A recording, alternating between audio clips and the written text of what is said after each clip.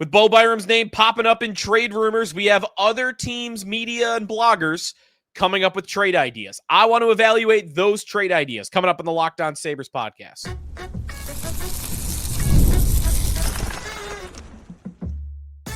You're Locked On Sabres, your daily podcast on the Buffalo Sabres.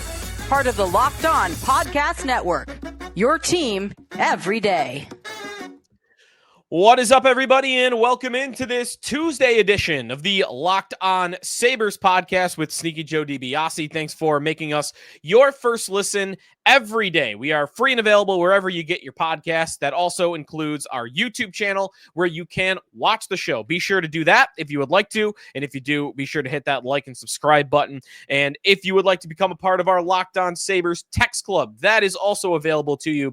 If you are not already a subscriber, you can sign up by heading over to joinsubtext.com/LockedOnSabres. Sneaky Joe DiBiase here. Thanks for listening. We've got a lot to get to on today's show. We will talk a little more about Bo Byram and the potential for a trade this summer. The hottest topic for the Sabres, I believe, this summer is what is going to happen with Byram. So we'll get to that. A couple of trade ideas from other markets, other media, other bloggers more so, because I think that's natural that he's a 23-year-old Stanley Cup winning defenseman that had a pretty nice year with the Buffalo Sabres, and reason to believe that he'll get dealt. I would think that most teams would be talking about and fan bases would be considering and thinking about whether he is a good idea and what it would take to get him. If Byram was on another team and I saw that his name was popping up, I would absolutely be doing a show on Bo Byram. I think he rates to that degree. So I got a couple of trade ideas that you might actually not hate. You know, in an exercise like this, I mean, think back to when Jack Eichel trade negotiations are ongoing and conversation is happening. And remember the Rangers rumors, the Rangers blogs refusing to deal anybody to the Sabres and potential offers. And maybe that's how the Rangers actually operated, which is why he didn't become a New York Ranger in part. You could very easily get that in an exercise like this. But I have to say, the couple that I found on the surface here, if there are enough of them, maybe we'll do one a day. The couple I have to lead off with here aren't actually that bad. I think they're interesting. And I've got an idea of my own that I want to throw in the ring as well today. So some Byram talk and then little playoff talk a little bit later on. The Oilers are 2 wins away from the Stanley Cup final. And I'm thinking today and was reading the other day about Jeff Skinner. Really nothing happening with Jeff Skinner, but I was reading about him and not playing. He has not played since game 1 of the first round. So I got a thought on him a little bit later on in today's show. Names on the cup and him in the lineup and not in the lineup. And, you know, I got an interesting question about him coming up in a little bit, but let's get right into it with Bo Byram. We've talked about him on WGR, of course, in the mornings. I have on the Jeremy Joe show from 6 to 10 and got a couple of them for you today of other people coming up with trade ideas. Byram to anybody is interesting, depending on what the offer is. And when you think of what the right offer is for Bo Byram, it's not easy to really figure out. My favorite idea that I've spoken about is swapping Byram, a good Dahlin partner, not a good Owen Power partner, his numbers with Power very poor, for a guy that you can plan on playing or trying to play with Owen Power. And Dahlin can play with either Matthias Samuelsson. I hope he gets traded. Maybe somebody more replaceable than that even. That, to me, is the right type of move. That's a hockey trade. Trading him for picks and prospects, don't even want to rule that out as a good idea, because I like the idea of doing that. You get a first-round pick, maybe a prospect. On top of that, for Bo Byram, I think that's a fair cost for what defensemen go for, especially one that's 23 years old and has the experience that he does. You do that, and you earmark that pick and prospect for another trade for this power partner that I'm talking about that we've been waiting on and has not happened yet. Well, the two deals that I found, and again, maybe if we find enough of these, I should look through Twitter too, because even though those are going to be more so fans, you can find some good ones there too, or some really bad ones.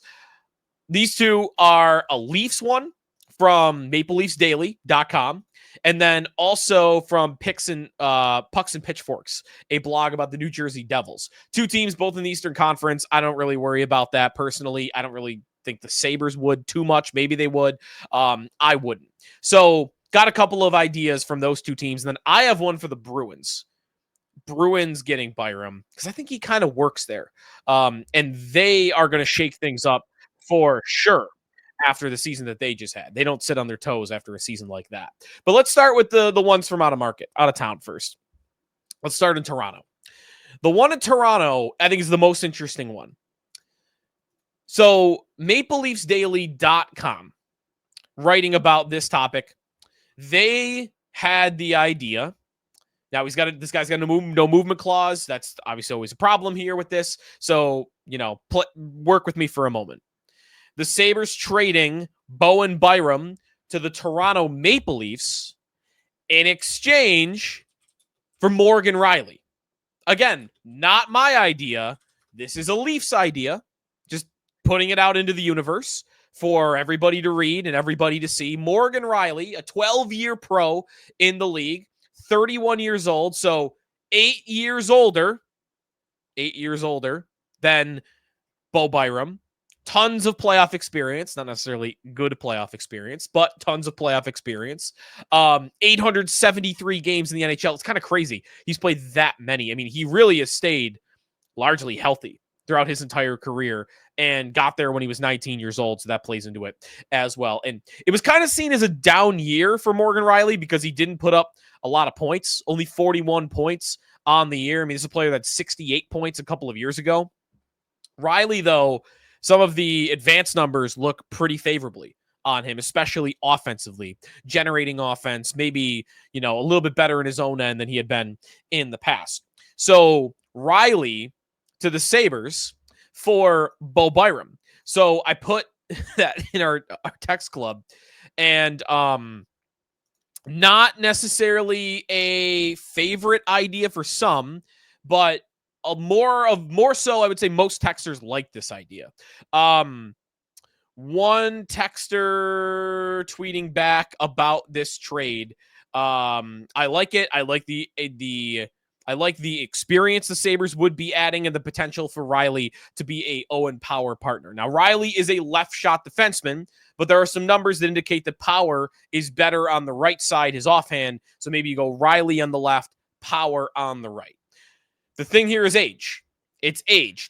Are you okay with the Sabres getting that much older on the blue line? And I am not opposed to it. If Rielly was willing to come here and the Leafs wanted to make that deal, I would absolutely say yes to that. I think Rielly is a better all-around defenseman right now than Bo Byram is. That's what I would care the most about.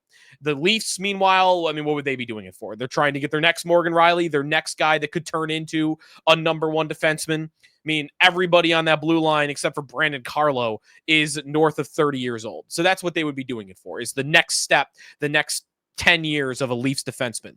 They'd have to pay him, too. Rielly, by the way, if you're wondering, he does have a hefty contract. $7.5 million per year until 2030. So 5 more years of $7.5 million per year. Not cheap.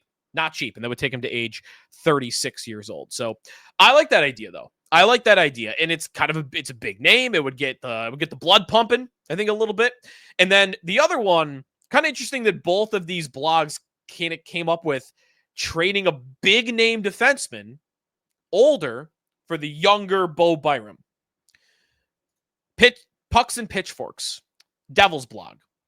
Their idea is trading Dougie Hamilton to the Buffalo Sabres. They even label it as, I'm not sure the Devils would want to do this, but they kind of phrased it as though that was their favorite idea, or an idea they liked, trading Dougie Hamilton this summer. Now, that one is a little more complicated than Morgan Rielly is, because Hamilton has had some injury problems in the past couple of years. This past year, though, got in 64 games, played right to the very end of the season, played in the postseason against the Hurricanes where the Devils got smoked, and looked good doing it. 40 points. I mean, the points are there. I'm not watching him on a day-to-day basis. What I've read from this blog, though, was a little bit more in the middle was Hamilton's performance. Now, bigger contract for Dougie Hamilton. He chose to go to New Jersey in free agency, a big, hefty $9 million cap hit for Dougie Hamilton. Only 3 more years, though. Not 5, 3 more years for Hamilton, taking him to July of 2028. Also 31 years old. So, and also, by the way, no movement clause, which might shut this down immediately, but you've got 8 years older, this player, than Byram. Like Morgan Rielly, you have a lot of playoff experience for Dougie Hamilton. Carolina, New Jersey, Boston, of course, way earlier in his career. So you got another offensive defenseman, though. And that's kind of like Rielly, too. You're getting back in these ideas, good players, and ideas that I like, because I think you're getting a better all-around player right now, and you're sacrificing youth for that. You're also getting 2 teams that would be saying goodbye to people that have committed to them, and I'm not sure. I think Toronto might be more likely to do that than New Jersey right now, since Hamilton chose to go there. Obviously not likely to be done, but trades that were thrown out there into the universe that I both like. I like both of them. I like the idea of getting a veteran defenseman. Hamilton shoots right, so if you care about that, I mean, again, power playing on the right to me is okay, even maybe preferable. You're not getting, though, the big physical stay-at-home defenseman that you might envision for an Owen Power partner, which is how I envision it. I thought of Boston today, and I got an idea when it comes to Bo Byram and the Bruins when we come back. Maybe it's also ridiculous. It's also a 1-for-1 hockey trade. I got a Bruins idea when we come back. Stay tuned. It's the Locked On Sabres podcast with Sneaky Joe DiBiase. Today's episode of the Locked On Sabres podcast is presented by Wonderful Pistachios. If you are looking for a snack that is both delicious and nutritious, crack into a good source of protein with Wonderful Pistachios. Wonderful Pistachios, one of the highest protein nuts. Each 1 ounce serving has 6 grams of protein. That gives you over 10% of your daily value. Plus, they're packed with fiber and better for you unsaturated fats that help keeping you full a lot longer.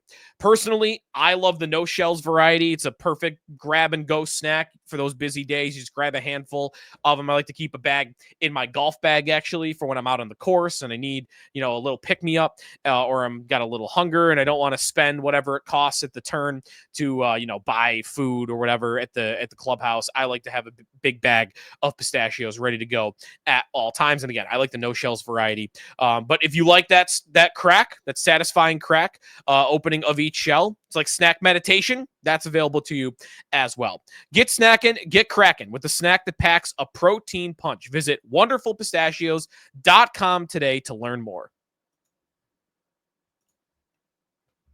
Sneaky Joe DiBiase back here on the Locked On Sabres podcast. We're just, throwing around some Bo Byram trade ideas today. I think he's getting dealt. If I need that to be said further, maybe you're not a frequent listener of the podcast. Hope you become one.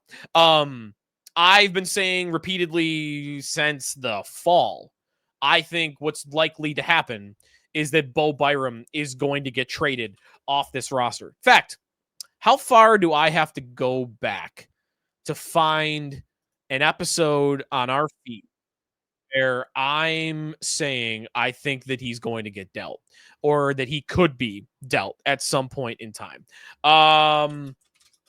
If you go back to, let's see here. Yeah, the fall.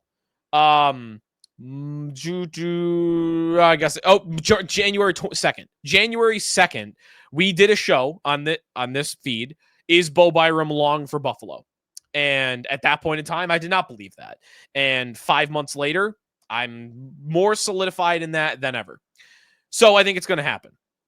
Threw a couple ideas out there that other fan bases had, that other bloggers had, and we'll have more of those. By the way, we might do a Byram trade idea of the day. Today, here's one from me.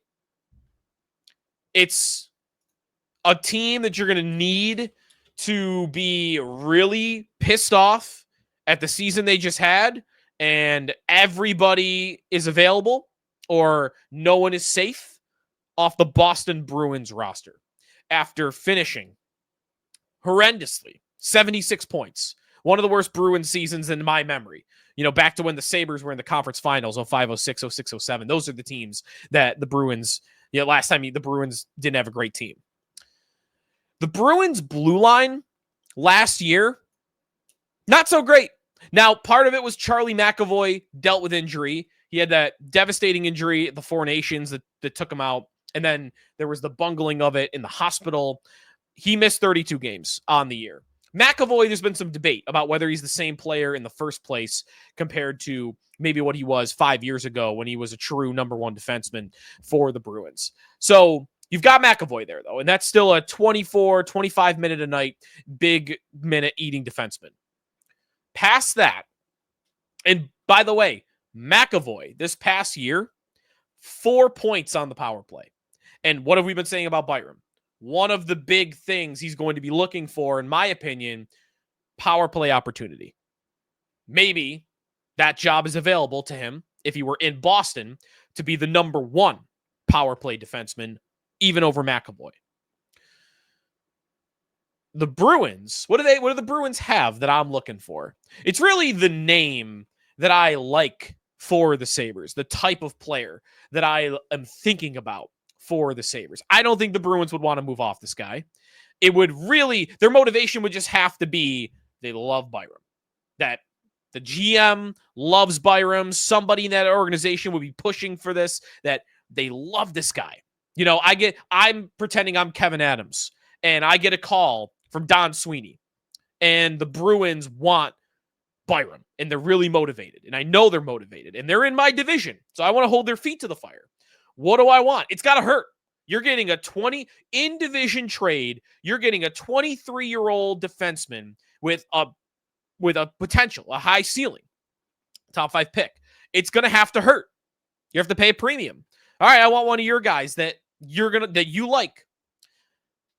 Value-wise, other people in the league might not even think this is in favor of the Sabres. They might think it's in favor of the Bruins. What about Nikita Zadorov? Again, don't think the Bruins would want to deal him at all. They probably love him. They probably see him as a Chara light, big, mean defenseman that bullies you. I mean, he threw some hits, and he was throwing bodies around all season long. He played a big role for them. I mean, 20 minutes, 37 seconds a night. But he's not better than Hampus Lindholm when Hampus Lindholm is healthy. I know that didn't happen last year. He only played 17 games, and McAvoy missed all those games. So part of Zadorov playing all those minutes was injury around him, but he played a big role. And he's turned into a pretty nice player. He's not awesome. He's not an amazing player. He never played 20 minutes a night until this season when he got to Boston. But isn't he exactly what Sabre fans are dreaming about for a number 3, number 4 defenseman to pair with an Owen Power, to pair with even a Dahlin? Isn't he the type of player that you're looking for? Big, physical, mean, no question about whether he's going to stand up for teammates, making the Sabres more of a bully. And I think a lot of people want to see them become that. Zadorov, to me, is that, but also a pretty good player. And that is why he's enticing to me. And if I were Kevin Adams and the Bruins asked me about Bo Byram, the name I would give back to them would be Nikita Zadorov. Okay, guy, you want Byram? What about Zadorov? Now, again, part of the unlikelihood of this is that the Bruins just committed to Nikita Zadorov 1 year ago, and they gave him a pretty good contract. Zadorov is signed for, same as Morgan Rielly, through the 29-30 season, so he doesn't become a free agent until July of 2030, for $5 million a year. And he also has a no-trade clause. So there's that. Less money than Rielly, less money than, obviously, Dougie Hamilton. So it's a very different type of defenseman that the Sabres would be getting their hands on. The Bruins would have to want Byram and be willing to part with Zadorov, which is why this deal is very unlikely. But if it did, let me know your thoughts. Maybe you love the deal. Maybe you hate the deal. This is one of those trades where I would imagine there's a love or hate. A Byram for Zadorov defenseman or trade, because Guys like Zadorov are polarizing, I think. But I think he's a good player. And I think he's become a good player. And let's have it go full circle. He's 30, so 7 years older than Byram. But I'd like to see him on the Sabres, back on the Sabres again. When we come back, quick thought on Jeff Skinner, who just kind of disappeared in the Stanley Cup playoffs, not playing in the lineup, but maybe he was close to playing. I got to get something in on him when we come back. Sneaky Joe DiBiase back here on the Locked On Sabres podcast. Be sure to check us out at WGR, of course, during the week, 6 to 10 a.m. Beyond with Sal Capaccio on Wednesday morning. So the playoffs are ongoing, and the Oilers are up 2-1 on the Dallas Stars. And that series, by the way, is again tonight, 8 o'clock puck drop on Tuesday night. Jeff Skinner is on the Edmonton Oilers. He has not played since game 1 of the first round. And I was thinking about him the other day because I read a story from the Edmonton Journal. David Staples from the Edmonton Journal writing about the Oilers. This is over the weekend. And there was a questionable hit in the Stars series against the Oilers. Connor Brown got taken out. Now, he ended up playing, right? Did not skate before game 2. So this is going back a couple of days, again, over the weekend. Jeff Skinner was the one that was placed in Brown's spot on the third line when Brown didn't play. Again, Skinner, who hasn't played since game 1 of the first round, they chose to put him on that line in practice. Again, it's only practice over Victor Arvidsson, who has also been a healthy scratch, but he has played more games these playoffs and is seen more as a two-way player. So 2 things on Skinner. 1, I really hope he gets in. I've always been a big Jeff Skinner guy. I've loved Jeff Skinner as a player. And it was cool that he got his 1 game in the playoffs to get rid of that record of the most games in NHL history without ever appearing in the playoffs. Isn't there, though, if you're a big Skinner guy like me, or maybe you just liked him, only playing 1 game will kind of feel like a token gesture from the Oilers rather than, oh, you deserve to be there. And you can debate whether he deserves to be in that lineup. I think for right now, why would they put him in? He's doing great, or they're doing great without him. They don't need him at all. But I'm hoping he gets more than 1 game, and I'm not really feeling like it's all that likely, but it might not be impossible because there's a little bit of a sign there that the Oilers might be 1 injury away up front from placing him in the lineup. The other thing is, when I was reading this piece from David Staples, maybe Skinner does deserve to be in the lineup or has a case for it. He wrote in the Edmonton Journal,